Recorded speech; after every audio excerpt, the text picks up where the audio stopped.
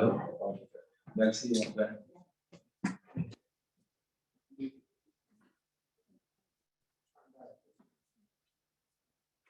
Vous saluez tous au nom de notre Sauveur et Seigneur Jésus-Christ.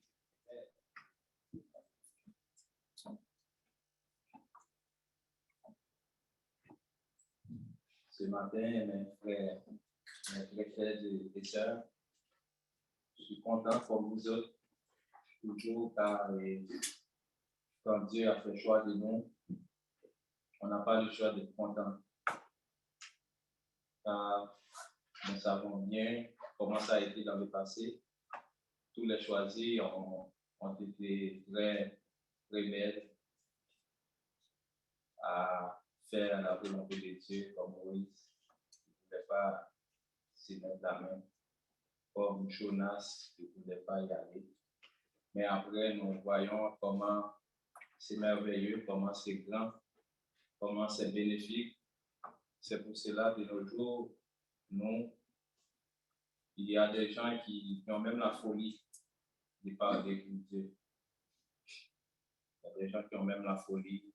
Il y en a qui nomment de divers noms. Pasteur, prophète, bishop, tout le monde. Il y a plein d'églises en ligne, partout ailleurs dans les coins de rue. Mais pour nous, l'évangile, c'est une grâce, c'est la bénédiction, c'est la puissance de Dieu. Amen. Amen. Et ce matin, comme on peut déjà voir, il y avait des images qui nous annoncent l'eau. L'eau n'est pas un sujet pour nous ce matin, mais plutôt un thème dont nous allons voir tout ce qu'il représente sur le plan social et spirituel. Avant même d'entamer l'étude, je vais faire une petite prière. Adorable Père Céleste, merci infiniment. Merci pour la force, la volonté, le désir. Et merci de ce que tu nous as choisi. Et de nous, Père Saint, à te servir comme tu le demandes. Et on nous permet que nous soyons toujours obéissants et attentifs à tes voix. Dis-nous, Père Saint, dis-nous ta parole et tu vas parler en nous. Permets, Père Saint, que nous ne parlons pas de nous-mêmes, que nous ne parlons pas selon la chair, mais que nous parlons selon la Sainte Écriture. Bénis cette séance, Père Saint, et bénis ton Église. Au nom de Jésus, nous t'en ici. Amen. L'eau. Quand on voit l'eau, et ça me donne chair d'épaule aussi de voir que, et ce mercredi, notre frère a dit que nous devons regarder la société pour nos études, pour l'enseignement durant ce mois. Et ceci, avant même, j'avais déjà en tête ce thème qui est l'eau. C'est quand on regarde la société, on voit c'est la chose ultime. Ce matin encore, je voulais saluer et souhaiter la bienvenue à tous les invités qui sont parmi nous, que ce soit en ligne, Facebook ou ici dans la salle. Donc, il est très important, comme je viens de le dire ce matin, pour moi de parler de l'eau. Là, ça fait longtemps que l'Esprit de Dieu a placé ce mot-là dans mon cœur et que c'est un mot qui se compose juste de 3 lettres. On peut dire 4 lettres, car à l'origine du mot eau, c'était déjà au pluriel dans la Bible, c'est les eaux. Alors, si ça doit faire un sujet, ce sujet sera tellement vaste, je n'aurai pas assez de temps pour l'expliquer ou pour qu'on puisse voir tout à propos. Mais dans la Bible, depuis la Genèse, dès la création du monde, nous pouvons voir que l'eau était la première chose apparue. L'eau, c'est le seul liquide qui ne distingue aucune société. Au contraire, l'eau nous identifie tous, étant qu'êtres humains, étant que créatures de Dieu. Quand même, pour ramener ce thème à un sujet de débat ou d'instruction sociale, religieuse, entre guillemets, pour nous, chrétiennes, laissez-moi élaborer quelques points importants là-dessus. Et par ces points, comme d'habitude, je vais vous demander de commencer à vous intégrer. Quand on est en étude, on est tous élèves de Dieu. On n'est pas plus que les autres. On va mettre ensemble nos recherches, nos savoirs, ce que l'Esprit nous inspire pour une bonne édification. Le premier point, quelqu'un peut dire quelque chose là-dessus. L'eau est une ressource naturelle. Qu'est-ce qu'on entend par là?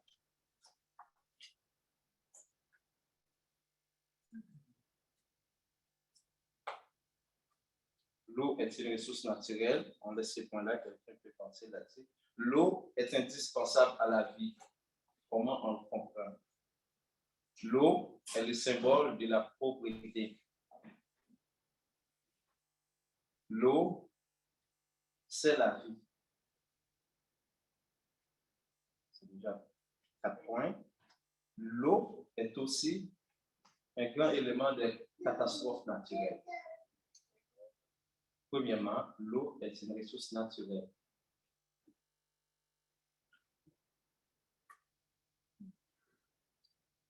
Parlant de ressources naturelles,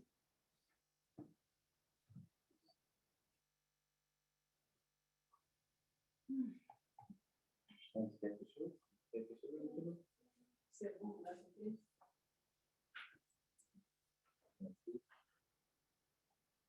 Angelo, prépare-toi, je vais te choisir. Quand on va lire les versets, prépare-les pour que tu puisses les dire dans le micro pour que les autres puissent entendre. Correct? Ok. Ressources naturelles, l'eau.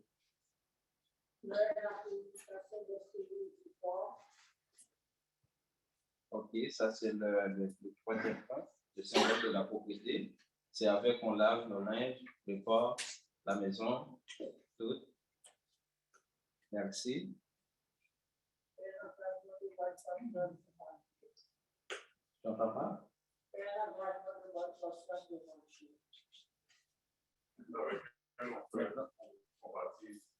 Ok.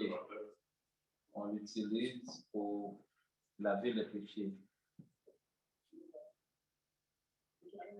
Oui, c'est toujours dans la propriété. On a toujours dans le troisième point. On a l'indispensabilité de l'eau dans la vie. On a les ressources. On a l'eau, c'est la vie. Sans l'eau, on ne peut pas vivre. Il y a des gens qui meurent parce qu'ils ne peuvent pas. C'est ça. Comme dans des pays comme en Haïti, après le tremblement de terre, toutes les eaux disparaissent sous la terre parce qu'on va voir dans Genèse tantôt, je vais commencer à préparer pour le monde dans Genèse 1er, verset 2 à 10, on va lire tantôt. Oui. L'eau naturelle. Et par la formation d'eau, l'eau est naturelle en hiver. L'eau est formée à partir de l'évaporation du sol, l'évaporation des vents. On fait de l'atmosphère et ensuite par condensation, ça donne une masse nageuse et par refroidissement, ça descend comme de l'eau qu'on appelle.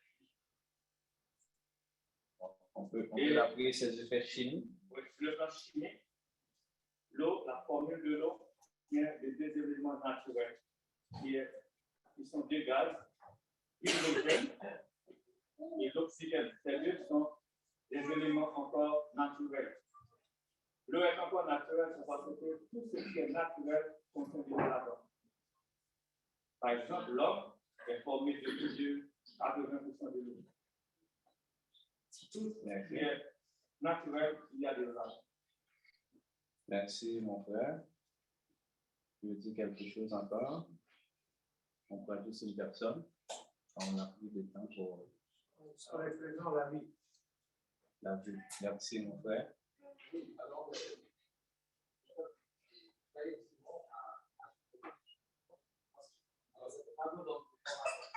Oui. Oui.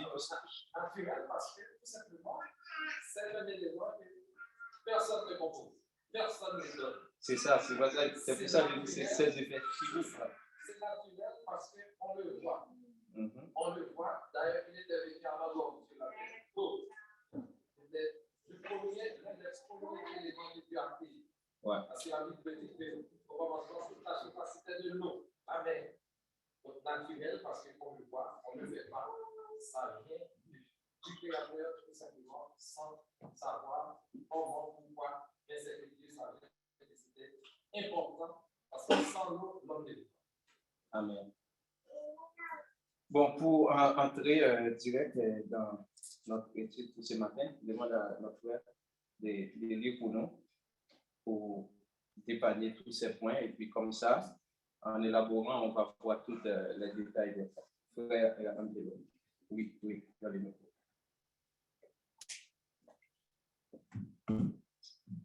Au commencement, Dieu créa le ciel et la terre. La terre était conforme et vide. Il y avait des temps verts à la surface de l'âme, et l'Esprit de Dieu se mouva au-dessus de l'eau. Dieu dit que la lumière soit, et la lumière fut. Dieu vit que la lumière était bonne, et Dieu sépara la lumière de les temps verts. Dieu appela la lumière jour et appela la lumière nuit. Ainsi, il a eu le soir et a eu le matin. Ce fut le premier jour. Dieu dit qu'il a une étendue entre les eaux et qu'elle sépare les eaux avec l'eau. Et Dieu fit l'étendue et sépara les eaux qui soient au-dessus de l'étendue avec l'eau qui soit au-dessus de l'étendue. Et cela fut ainsi. Dieu appela l'étendue ciel. Ainsi, il y a une soir, il y a une matin, ce fut le septième.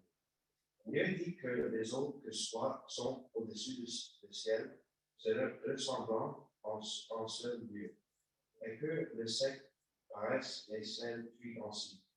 Dieu appelle le sec terre, il appela l'amas de Dieu mer. Dieu vit que cela était bon. Merci mon frère.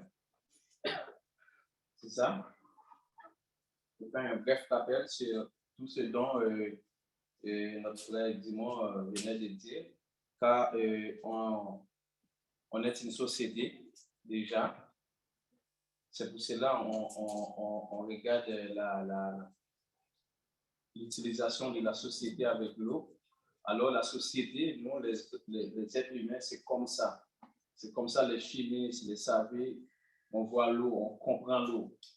Mais cependant, ils ne vont pas arrêter de dire déjà que l'eau est naturelle. Après, ils vont dire toutes les choses. Alors, nous pouvons voir clairement, d'après la Bible, qu'il y a de l'eau en dessous, et ceci, par-dessus de notre tête, là, ce qu'on appelle ciel, ça compose de l'eau. Il y a de l'eau là-dedans. Même si le Canada est riche avec de l'eau, mais quand la pluie ne tombe pas, il commence à avoir des recherches parce que les fleuves, tout ça commence à descendre, il y a la sécheresse. Bref, pourquoi parler de l'eau aujourd'hui? Je sais que ce terme n'est pas étonnant pour personne entre nous, ni étrange. Car l'eau, c'est comme le lait maternel, on le connaît tout. Même le plus petit parmi nous, en savoir quelque chose, il le connaît. Comme je disais au début, que l'eau ne distingue pas les sociétés, mais plutôt nous identifie, car on fait les mêmes utilisations. On a besoin pour vivre. Comme on vient de dire dans notre point 4, l'eau, c'est la vie. Au fil du temps, après la désobéissance Adam et Ève, les hommes parlaient toujours encore une seule langue. Il n'y avait pas de langue différente. Tout le monde parlait juste créole. Ou tout le monde parlait juste italien. Il n'y avait pas de langue. Tout le monde parlait juste Congo. C'était comme ça. Alors, c'était une seule langue. Je ne savais pas qu'est-ce que les hommes pensaient, qu'est-ce qu'il y avait derrière les têtes. Et quand ils le voyaient ou ils trouvaient qu'ils parlent une même langue, ils ont dit ils vont se mettre ensemble pour construire une tour. C'est de ce tour-là dont la Bible va nous parler, le tour de Babel, et qu'on peut commencer à préparer pour nous dans Genèse 11, 1 à 9. Les hommes se réunissent et disent qu'ils vont construire une tour qui montrera jusqu'aux cieux. Comme ça, ils pourront avoir leur propre contrôle. Ils pourront les surveiller comme ça, personne ne va pas s'enfuir sur la terre, car la terre est grande. Avec une tour qui s'élève le plus haut des cieux, c'est comme si ils pensaient qu'ils n'avaient pas encore besoin de Dieu, qu'ils pouvaient contrôler tout, pourvu que les autres aussi, ils savent qu'il y a aussi de l'eau en haut et de l'eau en bas, en dessous. Dieu qui est Dieu, a vu tout cela, ils l'ont dispersé. Il s'est tombé une confusion totale. Chacun se met à parler des langues différentes. Comme ça, l'un a déjà eu peur de l'autre parce que personne ne comprend pas ce que l'autre dit. Ils ne sont pas comme des fourmis-fous. Vous voyez les fourmis-fous, peut-être même les écureuils qui courent en avant de l'auto, tout le monde part. Là, il va y avoir les sociétés. Parce que les hommes parlaient une seule langue, l'orgueil arrive, ils voulaient être maîtres et seigneurs. Lisons pour nous dans Genèse 11, 1 à 9. Pour Genèse 11, 1 à 9. Il faut lire dans le micro pour que les autres puissent entendre.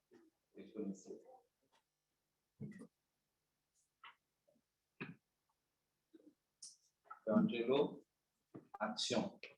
Sinon, le frère va prendre ta place. Toute la terre avait une seule langue et le même nom. Comme il était parti de l'Orient, il trouva une plaine au pays de Tchétchéna et qui habitant. Ils se rendent l'une à l'autre en faisant des briques et faisant des hauts. Elle avait dans sa vie de pierre et le vêtu dans sa vie de ciment. Il dit encore, allons, baptisons-nous une ville et une tour dans le sommet au ciel. Nous faisons nul nom, afin que nous ne soyons pas espiés sur la face de toute la terre. L'Éternel descendit pour voir la ville et la tour de bâtiment des fils des hommes. L'Éternel dit, voici, il forma une seule œuvre et on tout une même langue. Et c'est là ce qu'il a entrepris. Maintenant, rien ne les empêcheront de faire tout ce qu'ils auront projeté. Allons, décidons et les confondons le vent, en fait qu'il a n'entend plus les langues, la langue, l'une des autres. Et l'Éternel les dispersa loin sur la face de toute la terre, et elles cesseront de bâtir la ville. C'est pourquoi on l'appela le nom de Babel, car c'est là que l'Éternel confondit les langues de toute la terre, et c'est de là que l'Éternel les laissera sur la face de toute la terre. Amen. Alors, ce passage, c'est donc pour confirmer la parole de Dieu et en passant. Après cette confusion, et que chacun va se disperser partout sur les territoires de la terre, ils vont commencer à avoir d'autres besoins. Ils vont commencer à avoir leur propre culture, leur propre façon, leur propre mœurs, leur propre manière de vivre. Mais il y a quelque chose qui reste, qui identifie les êtres humains comme enfants de Dieu, comme créatures de Dieu. Parce que dès le péché dans le jardin d'Éden, on n'était plus enfants de Dieu, car Dieu était fâché contre nous, on est devenu créatures de Dieu. Oui, je dis malgré tout cela, l'eau c'est notre besoin, le premier besoin de toute société dans ce monde. Pour recevoir quelqu'un ou un étranger chez nous, ou dans notre entourage, dans notre pays, l'eau est la première chose à se présenter. Car pour la plupart des pays, c'était la coutume de donner le pied pour laver les pieds, car dans le passé, il n'y avait pas de moyens de transport comme nous avons aujourd'hui. Les gens marchaient toujours à pied. Alors, quand un étranger arrivait chez nous, il a toujours les pieds remplis de poussière. Il fallait offrir de l'eau. L'eau est une richesse immense. Regardez bien les points que je nommais, c'est dans le développement, on va les tous trouver. Il faut toujours les garder en tête et puis on va en ajouter à notre connaissance. L'eau est une richesse immense. Nous prenons l'exemple de ce pays dont nous vivons, le Canada, qui utilise régulièrement cette eau comme ressource naturelle pour produire de l'énergie propre. Ça a mis beaucoup, si notre pays fait partie des pays riches, c'est grâce à l'eau. C'est grâce à l'eau. Et nous, les utilisateurs, on l'utilise à des prix dérisoires. Et presque même pas. On n'est pas inclus les entreprises comme ce bâtiment ici, qui n'en fait pas partie. Bref. Pour nous chrétiens, l'eau a une autre importance majeure. Amen.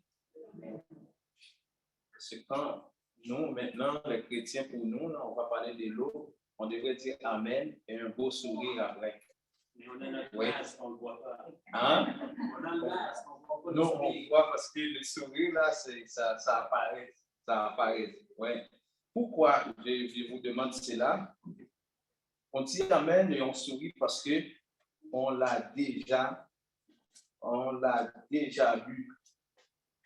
On l'a déjà trouvé. C'est Jésus.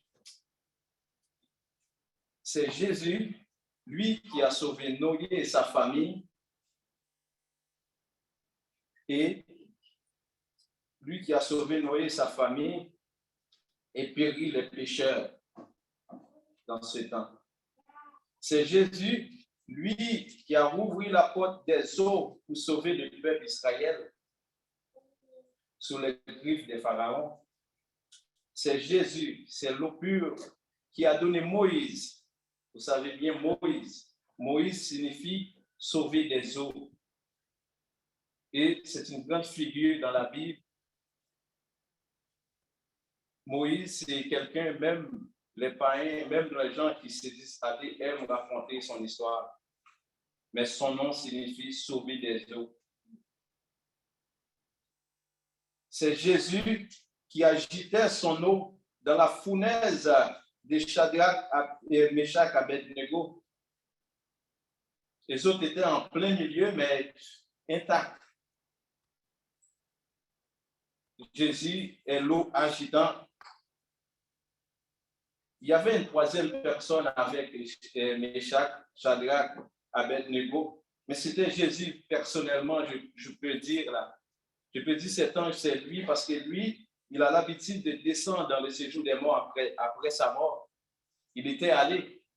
Si nous voyons l'histoire de Lazare avec l'homme riche, là, dans le séjour des morts que Jésus était allé prêcher, il n'était pas douce.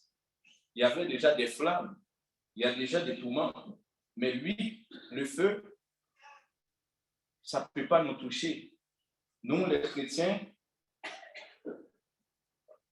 le feu, les choses de ce monde, quand on a l'eau de Jésus-Christ en nous, nous qui avions été baptisés, qui avons été plongés dans les eaux du baptême, on est Shadrach, chacun peut choisir un nom. Moi, je suis Abednego. Comprenez? Oui, c'est Jésus de Nazareth, lui qui son premier miracle était de transformer l'eau en du vin. C'était lui. C'est Jésus, l'eau vive, après sa mort, qui était descendu dans les séjours des morts. Il a libéré les captifs. Jésus, c'est l'eau qui allume les feux, qui éteint les feux. Vous vous rappelez l'histoire de notre prophète Élie? Il accompagne Élie en face du prophète de Baal. Élie a jeté combien d'unes d'eau dans son milieu et les feux s'allument. Mais le prophète de Baal, non. La puissance de Jésus-Christ nous accompagne toujours dans cette eau. Et que quand les brigands l'ont piqué, quand il était sur la croix, tout le monde pouvait remarquer cette eau qui sortit de son cœur. Cette eau qui aujourd'hui nous purifie, nous donne la vie. Cette eau que le temps, que la nature, que les effets chimiques ne peuvent pas avoir d'effet dessus. Tout ce dont notre frère nous a relaté ce matin, des effets chimiques de l'eau, tout et tout. Mais maintenant, là, le monde, il y a la trouble. Il y a la trouble. L'essence, c'est tellement cher parce que la vapeur qui monte là, pour aller condenser, ça ne règle pas notre affaire. Ça commence à réchauffer le climat. Ça ne donne pas l'eau qu'il devrait donner. Parce qu'il y a le vrai eau là que Dieu avait créé dès le commencement par-dessus. Tous ces effets-là qui montent, ça ne règle pas le problème. Jésus.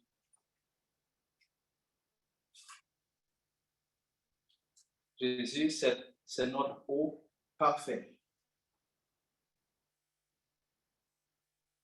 Si maintenant je dis que je vais rencontrer quelqu'un qui me dit qu'il est chrétien, s'il n'y a parmi nous, car nous venons partout ailleurs et unis ici pour adorer Dieu, et quelqu'un n'est pas toujours comprend l'Église ou qu'est-ce qu'on dit, qu'est-ce qu'on prêche, pourvu que tout ce qu'on dit, on donne le passage, cela veut dire qu'on parle de la Sainte Écriture, cela veut dire que vous qui ne pouvez pas comprendre, malgré les prières, malgré les recherches, ça veut dire que votre baptême était en vain. Votre baptême était basé sur le consentement d'homme. Vous n'avez pas été plongé, émergé dans l'eau du baptême que Jésus nous a prescrit. Nous pouvons lire dans Jean 3, versets 3 à 7. Et aussi dans Jean 4, versets 10 à 14. Quelqu'un qui est proche de, pendant notre frère Angelo, les versets peuvent lire encore. Il y a Jean 3, 3 à 7 et Jean 4, versets 10 à 14.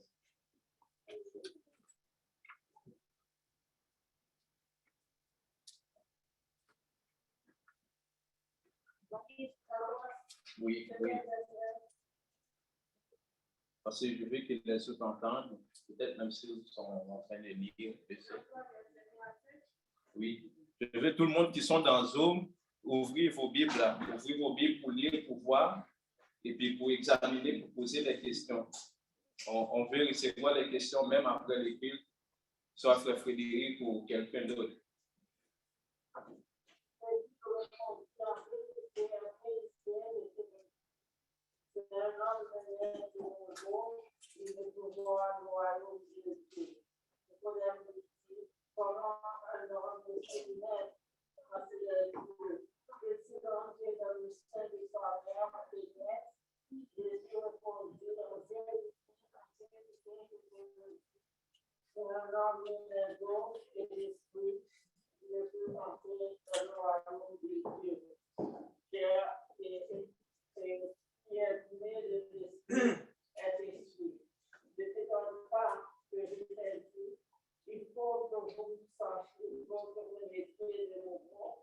Le vent souffle pour qu'il pleut et tu entends le bruit, mais tu ne sais d'où il vient, ni où il va. Il en est aussi de même de tout homme qui est de l'esprit. Il connaît Jésus. Comment cela peut-il se faire? Jésus lui répondit, tu es le docteur d'Israël et tu ne sais pas ces choses. En vérité, je te le dis, tous nous disons ce que nous savons et nous rendons témoignage de ce que nous avons vu et vous ne recevrez pas notre témoignage. Si vous ne croyez pas que je vous ai parlé des choses terrestres, comment croyez-vous quand je vous parle des choses célestes? Ok, merci. On peut arrêter ici pour ce passage. Maintenant, Jean 4, 10 à 14. Merci, ma soeur. Jésus lui répondit, si tu connaissant le don de Dieu, et que est celui que tu dis, donne-moi à boire. Tu lui aurais toi-même demandé à boire, et il aurait été donné de l'eau. Jésus, le Seigneur, lui dit, la femme, tu n'es rien pour que tu puisses toucher, et le puits est profond. D'où aurais-tu donc cette eau à vivre? Es-tu puis plus grand que notre père Jacob et que nous a donné ce puits et que on a vu lui-même aussi que ce puits est nouveau? Jésus lui répondit, quiconque boit de cette eau aurait encore soif, mais celui qui boit de l'eau que je lui donnerai n'aura jamais soif, et l'eau que je lui donnerai deviendra en lui une source d'eau qui j'emmènerai juste dans la vie éternelle. Amen. Pourquoi Jésus a mis toutes ces précisions sur l'eau? Pourquoi l'eau est répétée autant de fois dans la Bible? Pourquoi nous, en tant que société, nous devons agir et utiliser ce mot, utiliser ce que je peux dire, cette matière-là, cet élément qui est l'eau, car nous pouvons voir que Jésus lui-même va reprocher le pharisien de ne l'avoir pas offert de l'eau. Lui qui l'avait demandé de venir souper avec lui. Laissez-moi lire vite dans Luc 7, verset 44. Il dit à Simon, vois-tu cette femme? Je suis entré dans ta maison et tu ne m'as point donné d'eau pour laver mes pieds. Mais elle les a mouillés, mes pieds. Mais elle les a mouillés de ses larmes et les essuyés avec ses cheveux. Tu ne m'as point donné de baiser, mais elle, depuis que je suis entré, elle n'a point cessé de me baiser les pieds. Ce passage-là, on ne peut pas juste passer et l'oublier dans la Bible, ou le voir comme il s'écrit, c'est beau, c'est belle, la femme était haïe par amour, par la joie, par une conscience abattue. Oui, c'est vrai, mais ne devons-nous pas aussi agir de la sorte? Ne devons-nous pas aussi agir en appliquant l'hospitalité, comme la Bible nous le demande? Nous voyons que cette grâce, que cette bénédiction que cette femme a reçue, elle était remplie de péchés. Mais à ce moment même, donc elle a agi, elle a utilisé des matières liquides pour accueillir Jésus, pour le laver. Elle a reçu le pardon pour ses péchés qui étaient plus hauts que les montagnes. Les autres qui ont été dans la salle ont ridiculisé ça. Ils ont dit qu'elle n'a pas mérité ce pardon. Mais Jésus nous invite, il en mérite bien des choses. Il en mérite nos accueils.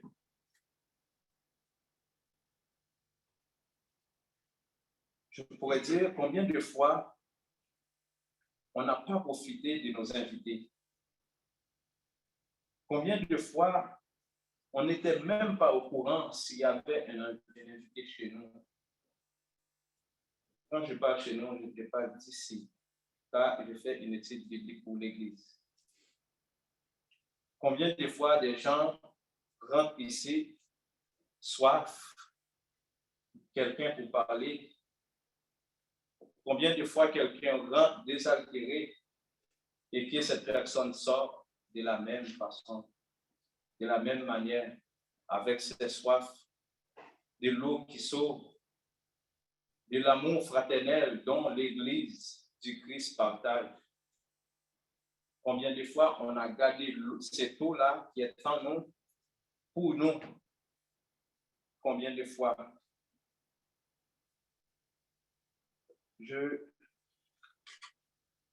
combien de fois on a gardé tout ça pour nous? Notre frère Antonio, on parle toujours, on parle beaucoup. Il m'a dit souvent que le chrétien fidèle ne fait pas juste de venir assis à l'église sans rater aucun service. Ça ne justifie pas la fidélité d'un chrétien comme ça. Il m'a dit que le chrétien fidèle, il fait aussi le travail de Dieu. Parce que là où on habite, la maison où on habite n'est pas sale. Les gazons de chez nous sont tous verts. Les gazons de l'église ne vont pas être verts aussi. Les rentrées, les sièges ne vont pas être propres aussi. Les stationnements ne vont pas être propres s'il y a des clous, s'il y a des choses qu'on enlève. Parce que quand un pneu, ça va avoir un flat, directement l'église. On a contribué, c'est pas propre, c'est pas un clou, on va être en retard au travail, tout. Mais c'est notre travail à nous.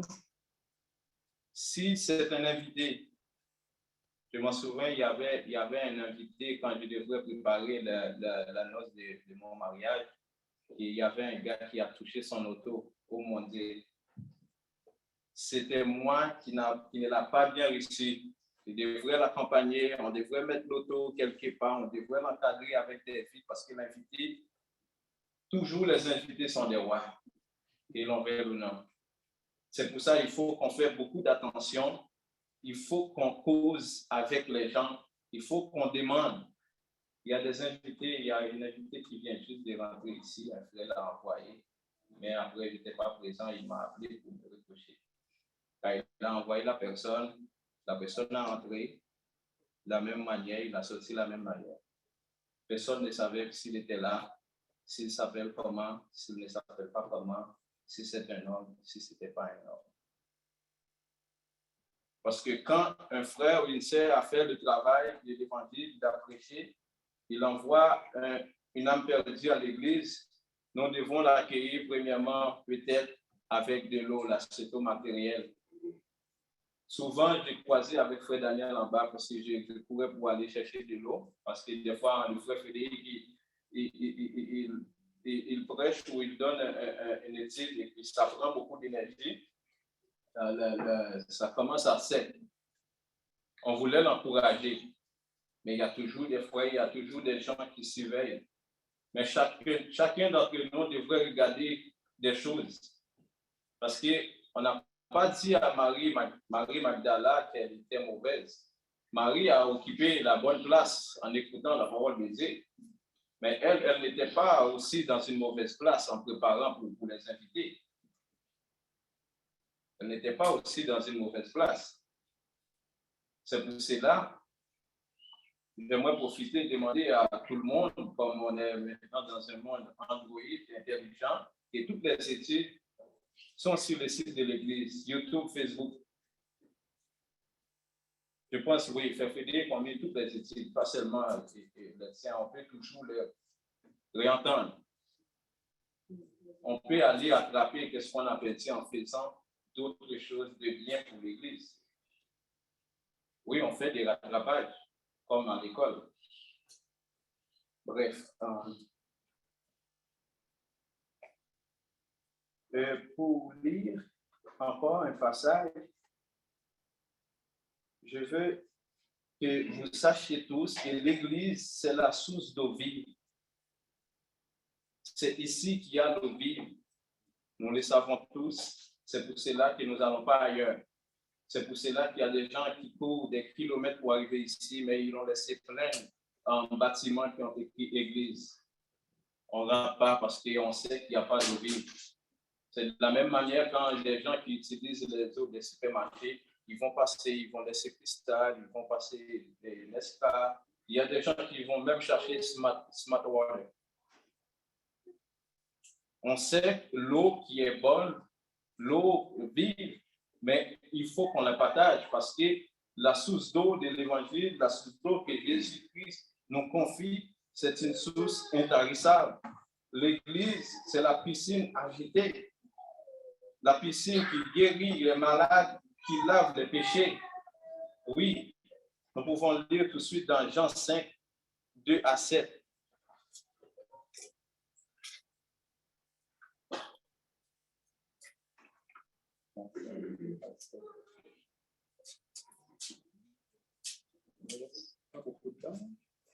C'est quoi là? Les moins 5? Bon. On va noter les versets, ok?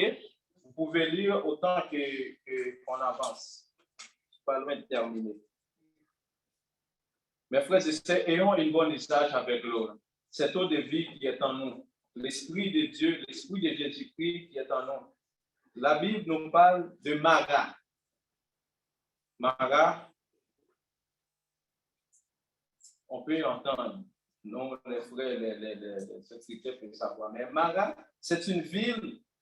Cette ville-là a porté ce nom parce que les eaux qui se trouvent dans cette ville étaient amères.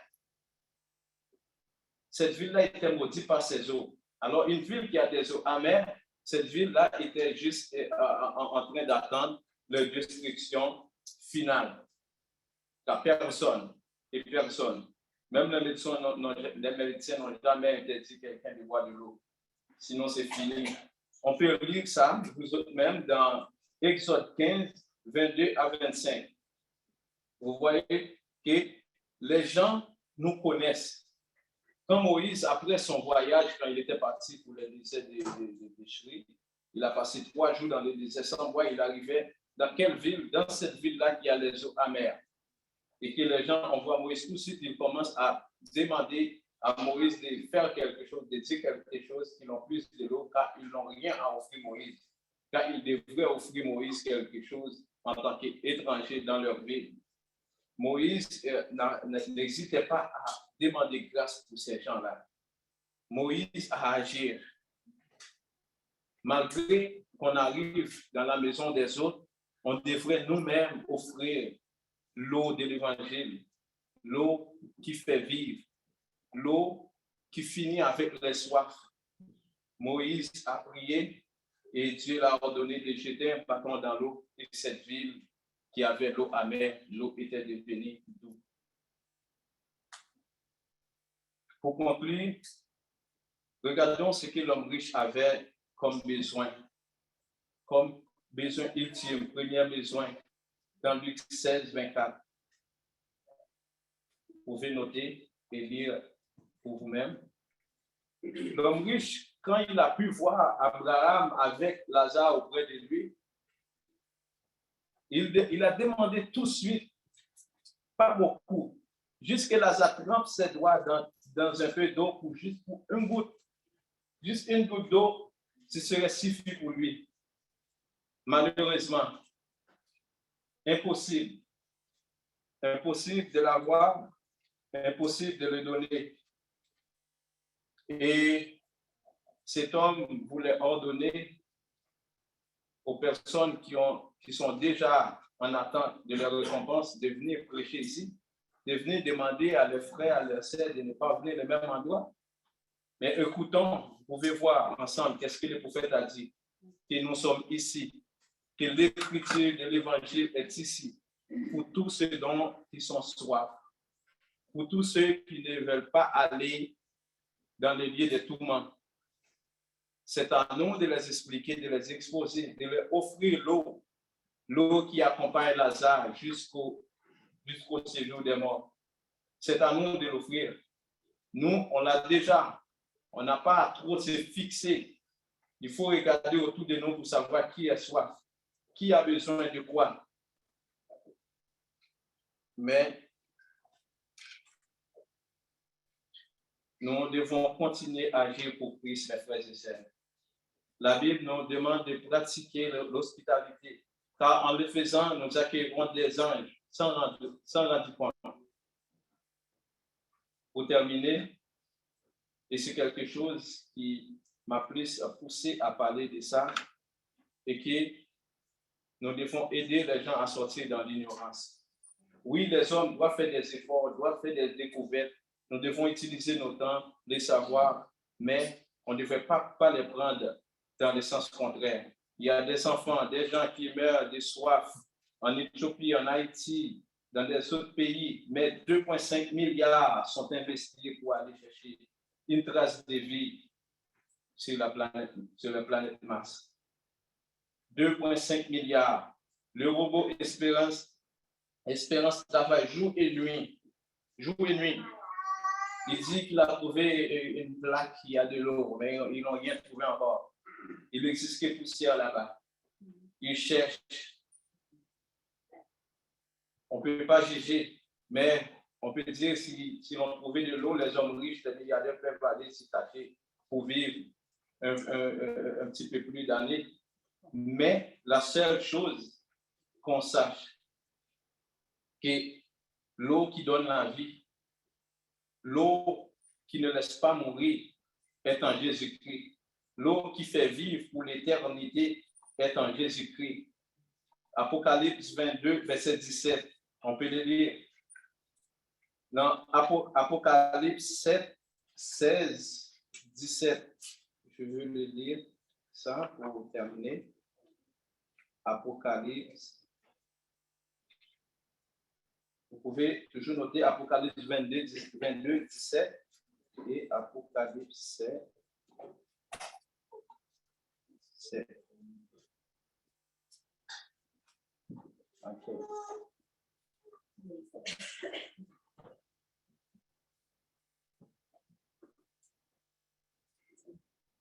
Car l'agneau qui est au milieu du trône les pètera. Vous pouvez vous-même le lire un peu plus en avant. Je veux dire, car l'agneau qui est au milieu du trône les pètera et les conduira aux sources des eaux de la vie.